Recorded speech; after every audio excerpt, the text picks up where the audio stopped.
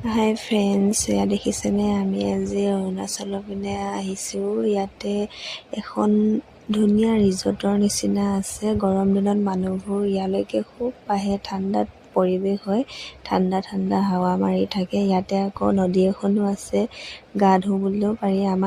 মোৰ হাজবেণ্ডে আৰু মোৰ লগৰজনীৰ হাজবেণ্ডে গা ধুব। আমিনো ক'ত বাচ্ছা লৈ গা ধুব পাৰিম, সেয়ে অকণমান আহিলোঁ। আৰু এইফালে যে ইমান ৰ'দ দিছে নহয়, তাকে ইটো পাৰৰ পৰা সিটো পাৰলৈ আমি পাৰ হৈ দিছোঁ। দেখিছেনে, এইফালে এইটো পাৰে ইমান ৰ'দ দি আছে, আমি থাকিবই নোৱাৰিম। সেইফালে সিটো পাৰলৈ দেখিছেনে অকণমান চাহ নিচিনা পৰি আছে, তালৈকে আমি নদীখন পাৰ হৈ গৈছোঁ।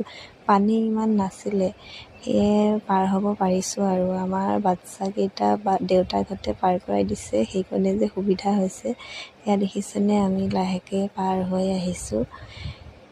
ৰ'দ দিছে, কিন্তু ৰ'দ দিছে যদিও এইফালে ইমান গৰম নহয়।